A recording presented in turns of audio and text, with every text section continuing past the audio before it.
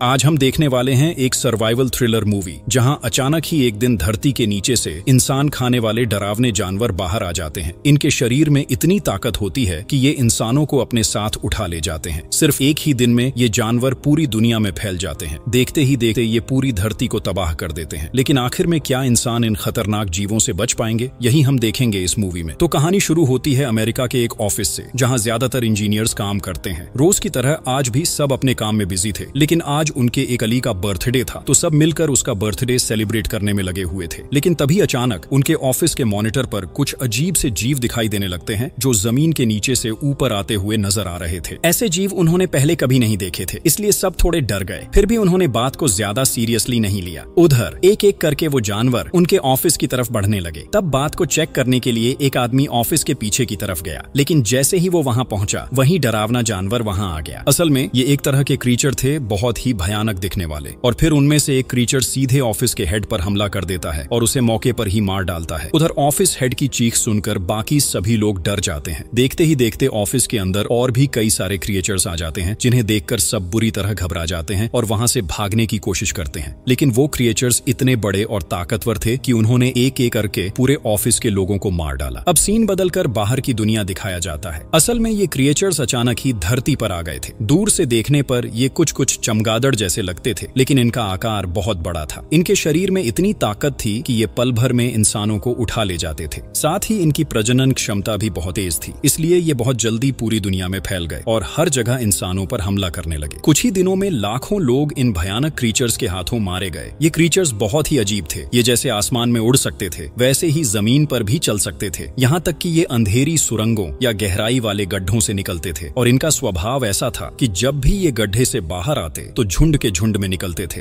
इसी वजह से उन्हें रोकने के लिए लगभग हर जगह आर्मी तैनात कर दी गई थी। फिर आर्मी हेलीकॉप्टरों की मदद से आसमान में उठकर उन क्रिएचर्स पर हमला करने लगती है, लेकिन उनकी संख्या इतनी ज्यादा थी कि किसी भी तरह उन्हें रोक पाना लगभग नामुमकिन हो गया। दिन पर दिन इन क्रिएचर्स की संख्या बढ़ती ही जा रही थी और धीरे धीरे उनकी तबाही से पूरी दुनिया की हालत बदल गई। घर, सड़कें, शहर, सब कुछ पूरी तरह बर्बाद हो गया। तब सरकार ने एक और ज्यादा ताकतवर आर्मी फोर्स बनाने का फैसला किया ताकि इन क्रिएचर्स को रोका जा सके। इसके बाद वो नई आर्मी फोर्स पूरी ताकत से अपने मिशन पर लग गई। कई रिसर्च के बाद उन्हें पता चला कि ये क्रिएचर्स अंधेरे गड्ढों या सुरंगों के अंदर पैदा होते हैं और वो गड्ढे बहुत बड़े आकार के होते हैं। इन्हें ही गेट कहा जाता था। अब आर्मी ने मैप की मदद से उन सभी गेट्स का पता लगाना शुरू किया और जितनी जल्दी हो सके उन गेट्स को बंद कर दिया।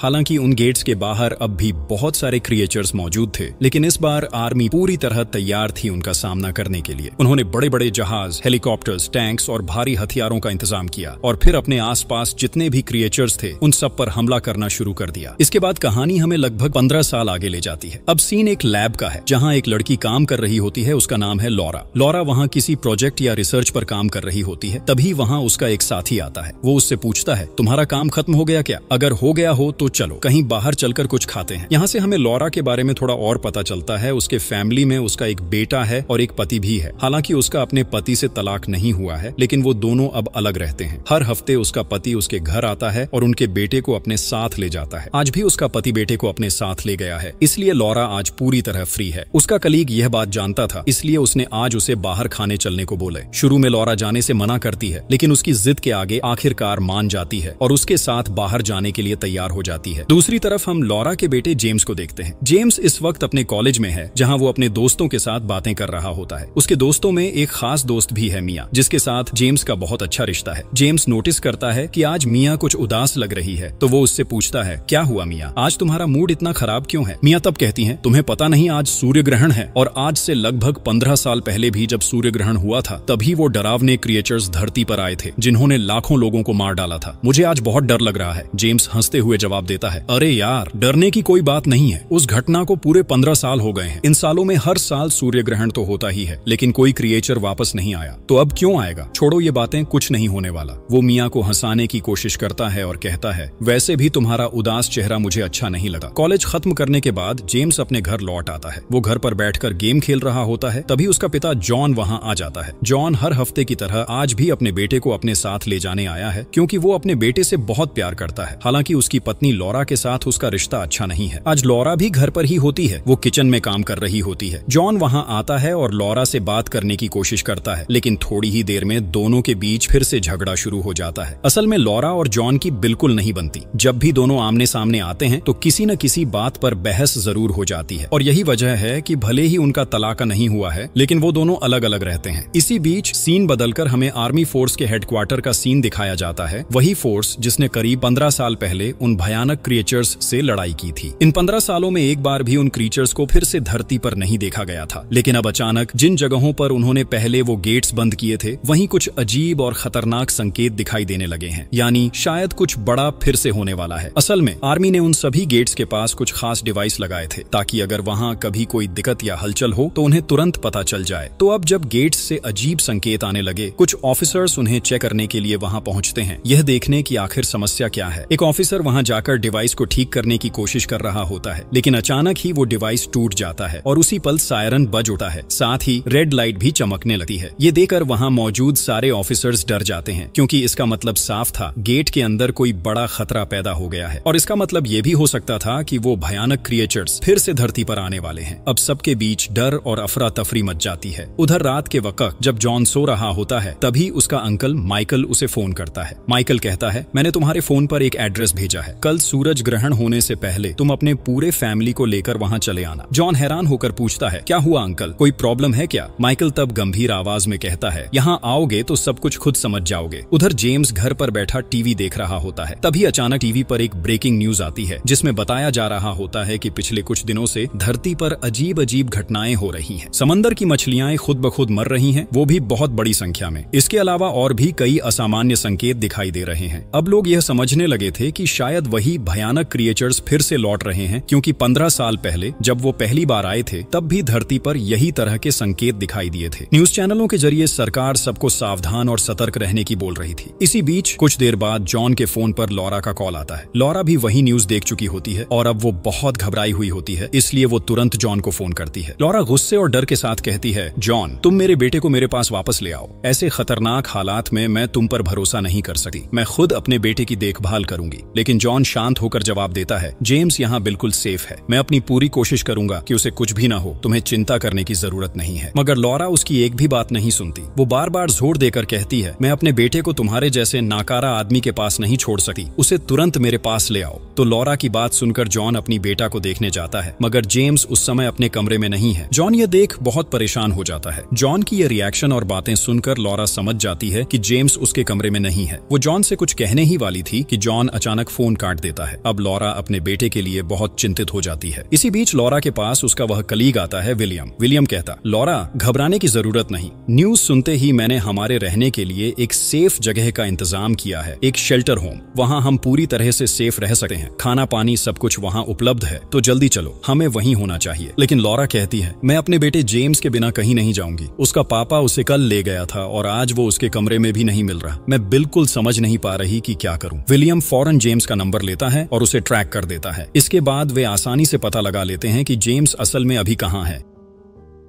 असल में जेम्स अपने उस दोस्त मिया से मिलने गया था, जिसे वह चुपचाप दिल से पसंद करता था। जैसे ही उसने वह न्यूज देखी, वह तुरंत दौड़कर मिया के पास गया। वे दोनों एक खुले मैदान में लेटे हुए बातें कर रहे थे। तभी अचानक उन्होंने ऊपर आकाश की तरफ देखा और देखा कि आसमान में सैकड़ों पक्षी उड़ रहे हैं, जो इधर उधर तैरते और उछलते हुए दिखाई दे रहे थे। ये नजारा देखकर दोनों बहुत डर गए और वहां से भागने लगे। वहीं मैदान में मौजूद बाकी लोग भी डर के मारे वहां से दौड़कर भाग गए। सभी इस सीन को देखकर समझ गए कि अब क्रिएचर्स के वापस आने में ज्यादा समय नहीं बचा। इसी बीच जेम्स और मिया जब वहां से भाग रहे थे, तो जेम्स के पिता जॉन वहां पहुंच गए और जेम्स को देख तुरंत गले लगा लिया, क्योंकि वह अपने बेटे की सेफ्टी को लेकर बहुत चिंतित था। अब जॉन जेम्स और मिया को लेकर वहां से जाने लगा है। लेकिन उसी समय विलियम और लॉरा जेम्स का मोबाइल ट्रैक करके वहां पहुंच जाते हैं। जेम्स को देखकर लॉरा बेहद खुश होती है। वो जॉन और मिया को भी अपनी गाड़ी में बैठा लेती है और सभी सेफ जगह की ओर निकल जाते हैं। इसके बाद विलियम गाड़ी चला रहा होता है और सभी शेल्टर होम की ओर जा रहे होते हैं। तभी जॉन पूछता पूछता है, हम यहाँ से कहाँ जा रहे हैं? लॉरा जवाब देती है, विलियम हमें शेल्टर होम ले जा रहा है, वहीं हम सेफ रहेंगे। लेकिन जॉन तुरंत कहता है, नहीं, हम किसी शेल्टर होम में नहीं जा रहे। मेरा अंकल माइकल हमारे लिए पहले से ही एक सेफ जगह तैयार कर चुका है, उसका पता भी मुझे भेजा गया है, हमें वहीं जाना चाहिए क्योंकि वो सबसे सेफ है। इस पर गाड़ी में लॉरा और जॉन के बीच बहस शुरू हो जाती है, लेकिन अंततः लॉरा की बात मानी जाती है और सभी शेल्टर होम पहुंच जाते हैं। वहां पहुंचने पर वे देखते हैं कि शेल्टर होम में पहले ही बहुत सारे लोग आ चुके हैं। असल में शहर के सभी लोग सेफ रहने के लिए यहाँ आ गए थे। इतनी भीड़ थी कि अंदर खड़े होने की भी जगह नहीं बची थी और बताया गया कि शेल्टर होम पहले ही पूरी तरह भर चुका था, इसलिए अब यहाँ कोई और अंदर नहीं जा सकता। आर्मी ने जॉन, लॉरा, जेम्स और बाकी सभी को अंदर नहीं जाने दिया क्योंकि शेल्टर होम में अब जगह ही नहीं बची थी। लॉरा सभी से बहुत रिक्वेस्ट करती है, लेकिन आर्मी उनकी कोई भी बात नहीं सुनती। इससे लॉरा बहुत परेशान हो जाती है और मजबूरी में सभी को वहीं से वापस लौटना पड़ता है। रास्ते में जाते हुए लॉरा और भी ज्यादा चिंतित रहती है। जॉन तब सबको लेकर अपने अंकल माइकल द्वारा भेजे गए एड्रेस की ओर जाना चाहता है, लेकिन पता चला कि वह एड्रेस का मैसेज उसके फोन से डिलीट हो चुका है। तभी जेम्स और मिया माइकल को फोन करते हैं ताकि वे फिर से वह एड्रेस प्राप्त कर सकें, लेकिन कई बार कॉल करने के बावजूद माइकल फोन रिसीव नहीं कर रहा था। इससे सभी लोग और भी ज्यादा परेशान हो जाते हैं क्योंकि सूर्य ग्रहण में सिर्फ 10 मिनट बाकी थे और उन्हें इन 10 मिनट में किसी सेफ जगह पहुंचना था, नहीं तो क्रिएचर्स उन पर हमला कर देंगे। अब वे गाड़ी लेकर शहर के हाईवे पर पहुंचते हैं और सभी गाड़ी से उतर जाते हैं क्योंकि दूर से उन्होंने बहुत सारे पक्षियों को उड़ते हुए देखा। लेकिन जल्द ही उन्हें समझ में आता है कि ये सिंपल पक्षी नहीं बल्कि वही भयानक क्रिएचर्स थे जो तेजी से उनकी तरफ बढ़ रहे थे। इसके कारण वहां मौजूद सभी लोग डर के मारे भागने लगते हैं। जॉन तुरंत सभी को लेकर वहां से भागने की तैयारी करने लगता है। वो सबको गाड़ी में बैठने को कहता है और ड्राइव करना शुरू करता है। तभी विलियम जॉन के साथ बहस करने लगता है। विलियम कहता है, गाड़ी मेरी है, मैं ड्राइव करूंगा और जहां मैं ले जाऊंगा वहीं जाना होगा। तुम्हारे लिए हम शेल्टर होम में कोई जगह नहीं निकाल पाए। ये कहते हुए विलियम जॉन से लड़ाई करने लगता है, लेकिन उसी समय ऊपर से एक क्रिएचर अचानक आता है और विलियम को उठाकर उड़ ले जाता है। इस दौरान सूर्य ग्रहण पूरा हो चुका था, जिसका मतलब है कि सभी क्रिएचर्स गेट्स को पार करके पूरे शहर में फैल चुके थे। जॉन तुरंत सभी को गाड़ी में बैठने को कहता है और ड्राइव करके उन्हें वहां से सेफ स्थान की ओर ले जाता है। वह सभी से कहता है, अब किसी भी हालत में हमें इस शहर से बाहर निकलना होगा। रास्ते में वे देखते हैं कि पूरा शहर क्रिएचर्स से भरा हुआ है और वे घर, सड़कें और हर चीज को तहस नहस कर रहे हैं। लेकिन शहर से बाहर निकलने के लिए अभी भी काफी लंबा रास्ता बाकी था। उनकी गाड़ी में पर्याप्त पेट्रोल भी नहीं था, जिससे जॉन बहुत चिंतित हो जाता है। वो सोचता है कि पेट्रोल कम होने की वजह से उन्हें शहर के किसी न किसी हिस्से में रुकना ही पड़ेगा और अगर ऐसा हुआ तो क्रिएचर्स उन पर हमला कर सकते हैं। तभी मिया पूछती हैं, आखिर इन क्रिएचर्स का सूर्य ग्रहण से क्या रिश्ता है और ये अचानक इतनी बड़ी संख्या में कैसे आ गए? फिर वो बताती है, आज से करीब 15 साल पहले जब ये पहली बार आए थे तब भी वो सूर्य ग्रहण के दिन ही आए थे और सबसे हैरानी की बात ये थी कि वो सिर्फ एक ही दिन हमारे पृथ्वी में रहे। उसके बाद पूरे 15 सालों में किसी ने भी एक भी क्रिएचर को कहीं नहीं देखा। तब लॉरा कहती है, असल में 15 साल पहले जो घटना हुई थी उस पर बहुत रिसर्च हुई और लोगों ने ये थ्योरी बनाई कि शायद इन क्रिएचर्स को भगवान ने खुद पृथ्वी पर भेजा था ताकि इंसान को उसके पापों की सजा दी जा सके, क्योंकि आजकल दुनिया में पाप बहुत बढ़ गया है। वरना सोचो, अगर ये क्रिएचर्स सच में इतने खतरनाक हैं तो वो सिर्फ एक दिन के लिए ही क्यों आए थे? कैसे वो अगले ही दिन पूरी तरह गायब हो गए? हालांकि ये बात कितनी सच है ये कोई पक्का नहीं जानता। कुछ ही देर बाद जॉन अपनी गाड़ी को एक जगह रोक देता है क्योंकि गाड़ी में पेट्रोल पूरी तरह खत्म हो गया था। अब उन्हें बचने के लिए कोई और गाड़ी ढूंढना थी। जॉन गाड़ी रोकर सबको गाड़ी के अंदर ही रहने को कहता है और खुद बाहर निकलकर आसपास कोई गाड़ी है या नहीं देखने लगता है। वहां जॉन को लगभग 3 गाड़ियां दिखाई देती हैं, लेकिन 2 गाड़ियों में कुछ लोगों के शव पड़े हुए हैं। फिर जॉन बाकी एक गाड़ी के पास जाता है और उसे चेक करने लगता है। तभी उसे अपने पीछे एक आदमी नजर आता है। असल में यह गाड़ी उसी आदमी की थी और वह छिपा हुआ था। वह उस आदमी को बताता है कि सामने एक क्रिएचर आया है जो कई लोगों पर हमला कर चुका है और उन्हें मार रहा है। अब वही क्रिएचर उन शवों को खा रहा है, इसलिए वह आदमी यहाँ छिपा हुआ था। अब वही क्रिएचर धीरे धीरे उनकी गाड़ी की ओर बढ़ने लगा है, जिस वजह से जॉन और वह आदमी नीचे झुककर छिप जाते हैं। सौभाग्य से क्रिएचर उन्हें नहीं देख पाता। इसी बीच जॉन धीरे धीरे अपनी गाड़ी पीछे की ओर ले जाता है, जिससे वह उनकी गाड़ी के कुछ पास पहुंच जाता है। फिर वह इशारे से लॉरा और बाकी सभी को कहता है कि धीरे धीरे उसकी गाड़ी में बैठ जाए। सभी गाड़ी से बाहर निकलकर किसी तरह जॉन की गाड़ी में पहुंच जाते हैं। जॉन जैसे ही गाड़ी स्टार्ट करने वाला होता है, उसी समय क्रिएचर उन्हें देख लेता है और हमला करने की तरफ बढ़ता है। तभी वह आदमी जो गाड़ी में था फौरन गाड़ी से उतरता है और हाथ में नमक लेकर क्रिएचर की तरफ फेंकता है। हालांकि इससे क्रिएचर को कोई बड़ा नुकसान नहीं होता, बस कुछ समय के लिए वह रुक जाता है। लेकिन ठीक उसी समय क्रिएचर उस आदमी पर झपट्टा मार देता है, जिससे जॉन और बाकी सभी बहुत डर जाते हैं। फिर जॉन जल्दी से गाड़ी स्टार्ट करता है और सभी को लेकर वहां से भाग जाता है। वे काफी दूर निकल जाते हैं और उसी समय जॉन का अंकल माइकल उनसे कांटेक्ट करता है।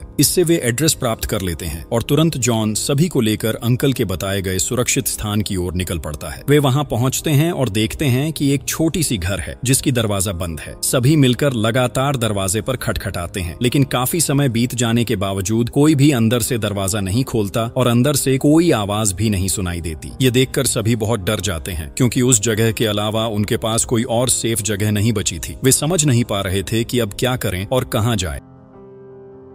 असल में उस घर के अंदर जॉन के अंकल माइकल मौजूद थे। साथ में वहां हेनरी नाम का एक आर्मी वाला भी था, जो माइकल की ओर बंदूक ताने खड़ा था ताकि वह दरवाजा न खोले। हेनरी नहीं चाहता था कि उनके अलावा कोई और इंसान उस जगह में आए। इस बीच जॉन और उसका फैमिली दरवाजा खोलने के लिए चिल्ला रहे थे। तभी अचानक दूर से कुछ अजीब आवाजें सुनाई देती हैं। ऊपर देखकर वे देखते हैं कि पहाड़ों की छोटी से हजारों क्रिएचर्स उनकी तरफ आ रही हैं। इस नजारे को देखकर सभी डर जाते हैं, क्योंकि क्रिएचर्स की संख्या इतनी ज्यादा थी कि उनके साथ लड़ना इम्पॉसिबल था। जॉन तुरंत अपनी फैमिली की सेफ्टी के लिए वहां के एक दरवाजे को तोड़ने की कोशिश करता है, लेकिन इससे कोई फायदा नहीं होता। फिर जॉन खुद को क्रिएचर्स से मुकाबला करने के लिए तैयार कर लेता है। जैसे ही क्रिएचर्स उनके पास पहुंचते हैं, तभी उनके अंकल माइकल दरवाजा खोल देते हैं और वे बचकर घर के अंदर चले जाते हैं। माइकल जॉन को गले लगाते हैं और दरवाजा देर से खोलने के लिए माफी मांगते हैं। हालांकि वह यह नहीं बताते कि दरवाजा क्यों नहीं खोला। जॉन वहां माइकल की पत्नी स्टेला को भी देखते हैं। स्टेला सभी का स्वागत करती है। इसके बाद माइकल सभी को हेनरी से मिलवाते हैं, जो कि वही आर्मी वाला है। माइकल उन्हें बताते हैं कि हेनरी भी उनके साथ रहेगा। हेनरी जॉन से वहीं बात करता है। वह कहता है, मैं आर्मी की स्पेशल फोर्स से जुड़ा था, लेकिन क्रिएचर्स के अचानक हमले के कारण मैं अपनी टीम से अलग हो गया। और माइकल अंकल मेरे पिता के दोस्त थे, इसलिए मुझे पहले से ही इस जगह के बारे में पता था। इस वजह से मैं सीधे यहाँ आ गया। जॉन हेनरी के पास एक बंदूक देता है। हालांकि उसे थोड़ा शॉक होता है, लेकिन फिर सोचता है कि आर्मी के पास बंदूक होना सिंपल है। इसके बाद माइकल सभी को खाना खाने के लिए बुलाते हैं। इसी बीच उनके घर के सामने सैकड़ों क्रिएचर्स खड़े थे, जो चारों तरफ से घर को तोड़ने की कोशिश कर रहे थे। लेकिन यह घर इंसान का सेफ्टी के लिए विशेष रूप से बनाया गया था, इसलिए इसकी मजबूती इतनी ज्यादा थी कि क्रिएचर्स भी इसे तोड़ नहीं सकते थे। इस वजह से सभी लोग घर के अंदर काफी हद तक सेफ और निश्चिंत महसूस कर रहे थे। अब सभी लोग मिलकर खाना खाने बैठते हैं और 15 साल पहले हुए क्रिएचर्स के हमले के बारे में बात करने लगते हैं। वे बात करते हैं कि उस समय किसने कैसे बचाव किया। इस दौरान हेनरी कहता है, जब क्रिएचर्स पहली बार पृथ्वी पर आए थे, मैंने अपने आंखों के सामने कई लोगों को मारते देखा। तब मैं अभी नई आर्मी फोर्स में था और हमारा कर्तव्य था क्रिएचर्स से मुकाबला करना। लेकिन उसी काम के दौरान क्रिएचर्स ने कई मेरे साथियों को मार दिया और उनके शवों को तक खा लिया। सौभाग्य से मैं उस समय एक नाले में गिर गया था जिसमें नमक वाला पानी था। इस वजह से मैं बच गया, क्योंकि क्रिएचर्स नमक वाले पानी को सहन नहीं कर सकते। जब हेनरी यह सब बता रहा था, तभी माइकल जॉन को इशारा करके कहते हैं कि वह टेबल से चाकू उठाए। जॉन समझ जाता है कि हेनरी शायद अच्छा इंसान नहीं है, इसलिए वह तुरंत चाकू अपने हाथ में ले लेता है। फिर जब वे फिर से वहां बातें कर रहे थे, तभी सांप जैसी एक क्रिएचर वहां आता है और छोटे पाइप के जरिए से अंदर घुस जाता है। इसी बीच जॉन हेनरी से ताश खेलने की बात करता है, ताकि मौका पाकर हेनरी से उसकी बंदूक ले सके। लेकिन तभी हेनरी जॉन की तरफ बंदूक तानता है और कहता है, तुम लोग क्या सोच रहे हो? तुम्हारे चाल मुझे समझ नहीं आते। खेल के बहाने मेरी बंदूक छीनने की कोशिश कर रहे हो ना? और जब तुमने खाने के समय हाथ में चाकू उठाई थी, तभी मुझे पता चल गया कि तुम मेरे खिलाफ साजिश रच रहे हो। जॉन उसे समझाने की कोशिश करता है और कहता है, हम तुम्हारे खिलाफ साजिश क्यों करेंगे? हम सिर्फ यहाँ एक रात बिताने आए हैं, तो हमारे साथ ऐसा झगड़ा करना सही नहीं है। लेकिन हेनरी उससे बुरे बर्ताव करता है, जिसे देकर जॉन का बेटा जेम्स भी हेनरी की बंदूक छीनने की कोशिश करता है, लेकिन हेनरी उसे धक्का देकर गिरा देता है। तभी मियाँ सभी को कहती है, तुम लोग सभी शांत रहो। इतनी चिल्लाहट और शोर से सभी क्रिएचर्स यहाँ आ जाएंगे और फिर देखोगे कि हम में से कोई भी नहीं बचेगा। इस पर सभी लोग तुरंत चुप हो जाते हैं। लेकिन उसी समय सांप जैसी क्रिएचर वहां आ जाती है और तुरंत माइकल की पत्नी स्टेला पर हमला कर देती है।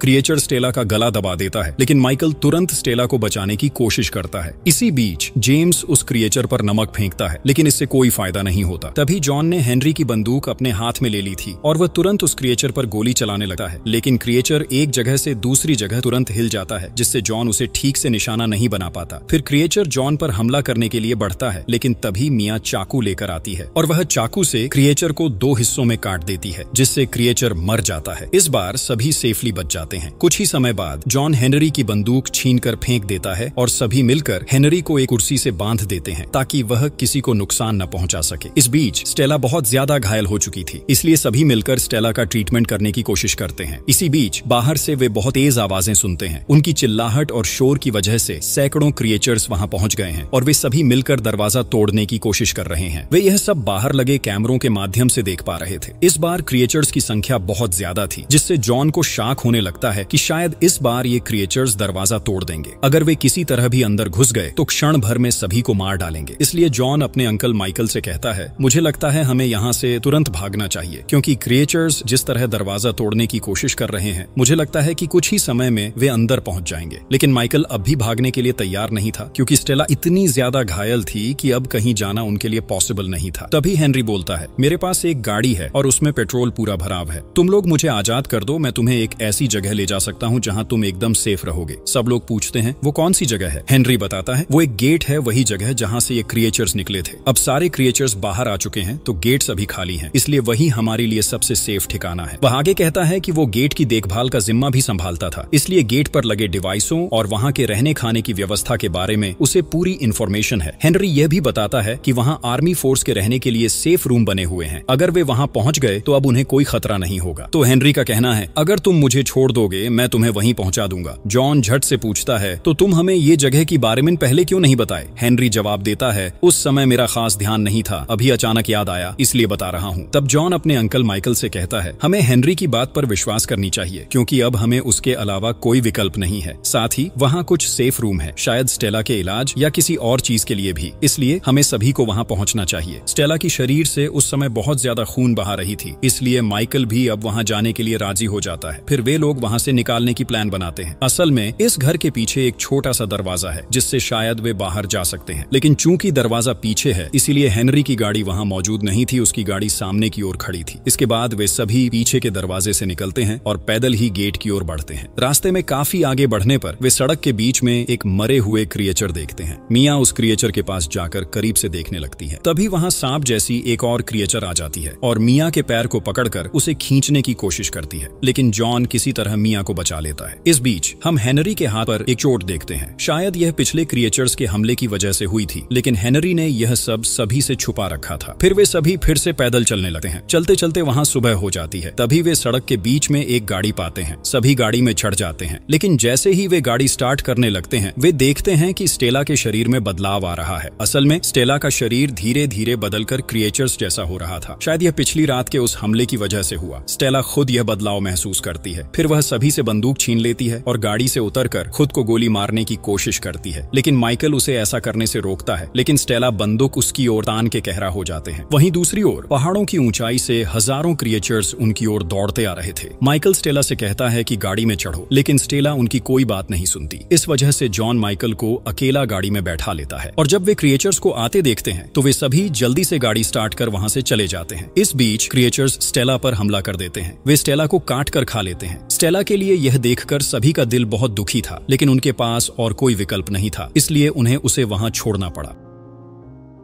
कुछ घंटों की यात्रा के बाद वे हेनरी के काम करने वाले गेट तक पहुंचते हैं, लेकिन वहां जाकर उन्हें कोई भी इंसान नहीं दिखता। शायद सारे लोग वहां से भाग गए थे। फिर हेनरी उन्हें गेट के अंदर ले जाता है जहां वे कभी रहते थे। हेनरी पूरे जगह का चक्कर कराते हुए सबको सब कुछ दिखाता है। जॉन वहां देखता है कि वहां बहुत सारी नमक की व्यवस्था की गई है। हेनरी बताता है, असल में हमारी सेफ्टी के लिए यहाँ हर संभव इंतजाम किया गया है। यही नमक और नमकीन पानी इन क्रिएचर्स के खिलाफ हमारी सबसे बड़ी हथियार है। अगर कोई क्रिएचर यहाँ अंदर आने की कोशिश करेगा तो हम इन्हीं नमकों का इस्तेमाल करके उन पर हमला करेंगे। इसी बीच लॉरा नोटिस करती है कि माइकल की पीठ पर एक घाव है और वहां से खून बह रहा है। लॉरा तुरंत कुछ ट्रीटमेंट आइटम निकालकर माइकल के जख्म का इलाज शुरू कर देती है। हेनरी उन्हें एक बुलेट प्रूफ रूम की ओर लेकर जा रहा था, तभी अचानक एक क्रिएचर उन पर टेढ़ा हो आता है। सब मिलकर किसी तरह उस क्रिएचर को मार देते हैं और फिर एक कमरे में छुप जाते हैं। लेकिन जल्दी ही वे महसूस करते हैं कि गेट के अंदर से धीरे धीरे और भी क्रिएचर्स आ रहे हैं, क्योंकि वे बार बार उन पर हमला करने की कोशिश कर रहे थे। इसी बीच जब जब हेनरी समझता है कि गेट के अंदर बहुत सारे क्रिएचर्स आ चुके हैं तो वह अकेले ही उस बुलेट प्रूफ रूम में चला जाता है और तुरंत ही उस रूम का दरवाजा बंद कर देता है। वहीं वह एक वैक्सीन भी लेता है। दरअसल कल रात जो घाव उसके हाथ पर हुआ था वह क्रिएचर्स के हमले की वजह से था, इसलिए अब हेनरी भी शायद स्टेला की तरह क्रिएचर में बदलने लगा है। बढ़ती घबराहट के बीच एक के बाद एक क्रिएचर अंदर आ रहे थे। थोड़ी ही देर बाद जॉन समझ जाता है कि वहाँ एक पाइप है जो पूरी तरह खाली पड़ा हुआ है और उसी पाइप के रास्ते से ये क्रिएचर अंदर आ रहे हैं। तब जॉन सबके साथ मिलकर एक प्लान बनाता है। वह माइकल और सबको बताता है कि ये पाइप काफी बड़ा है और इसके अंदर एक सीढ़ी भी लगी हुई है, इसलिए वह खुद उस सीढ़ी से ऊपर जाएगा और जिस जगह से क्रिएचर आ रहे हैं वहाँ वह बहुत सारा नमक फैला देगा। इसके बाद पाइप की लाइन चालू करवाकर पूरी पाइप को नमक से भर दिया जाएगा। ऐसे करने पर जब क्रिएचर यहाँ से अंदर आने की कोशिश करेंगे तो नमक उन्हें मार देगा। तब जॉन तुरंत उस पाइपलाइन के अंदर कूद पड़ता है। जैसे ही वह पाइप के अंदर ऊपर की ओर चढ़ रहा होता है वहीं एक क्रिएचर आ जाता है और उस पर झपट्टे मारता है, लेकिन जॉन के पास नमक था इसलिए वह तुरंत नमक क्रिएचर पर फेंक देता है। कुछ ही देर में वह क्रिएचर मर जाता है। हालांकि याद रहे, कल जिस गाड़ी वाले आदमी ने उस क्रिएचर पर नमक फेंका था तब उस क्रिएचर पर कोई असर नहीं हुआ था क्योंकि वहां फेंका गया नमक बहुत कम था। इसी बीच जॉन बड़ी मुश्किल से पाइपलाइन के ऊपर पहुंचता है। दूसरी तरफ नीचे जो बाकी लोग थे वे चारों तरफ से क्रिएचर्स द्वारा पूरी तरह घेर लिए गए थे, इसलिए वे वहां से हिलडुल भी नहीं पा रहे थे। लेकिन जेम्स के पास एक बंदूक थी तो वह उसी से क्रिएचर्स का सामना करने की कोशिश करता है और ठीक उसी समय ऊपर से जॉन की आवाज सुनाई देती है। जॉन जेम्स से कह रहा होता है कि जल्दी करो, पाइपलाइन ऑन कर दो। तब माइकल जेम्स से कहता है कि वह बाकी सभी की देखभाल करे और खुद पाइपलाइन चालू करने के लिए निकल पड़ता है। रास्ते में माइकल पर कई क्रिएचर्स हमला करते हैं, लेकिन वह अपने पास रखी कुल्हाड़ी की मदद से उन्हें हराने में कामयाब होता है और पाइपलाइन तक पहुंच जाता है। फौरन ही वह पाइपलाइन का स्विच ऑन कर देता है। जैसे ही स्विच ऑन होता है पाइपलाइन से नमकीन पानी निकलने लगता है जो गेट के अंदर लगभग हर जगह गिरता है। गेट के अंदर जितने भी क्रिएचर्स थे उनके ऊपर नमकीन पानी गिरते ही वे तुरंत झुलस कर मर जाते हैं। इसी बीच अचानक हेनरी वहां आता है और सभी की तरफ बंदूक ताने कहता है अब यह पृथ्वी इंसानों की नहीं है बल्कि सिर्फ क्रिएचर्स की होगी, और वह लावरा की ओर गोली चलाने लगता है। तभी जॉन उस पर हमला कर देता है, लेकिन उसी क्षण वहां एक विशाल आकार का क्रिएचर आ जाता है जो बाकी क्रिएचर्स की तुलना में बहुत बड़ा और शक्तिशाली था। तो यह विशाल क्रिएचर तुरंत ही हेनरी को निगलकर खत्म कर देता है। जॉन यह देखकर तुरंत अपनी फैमिली को एक कमरे में सेफली ले जाता है। कमरे में पहुंचकर वह कुछ शक्तिशाली केमिकल्स इकट्ठा करता है। सभी मिलकर इन केमिकल्स को मिलाते हैं और एक सुपर स्ट्रॉन्ग गैस तैयार करते हैं जो नमकीन पानी की तरह क्रिएचर्स पर असर करेगी और उन्हें तुरंत मार देगी।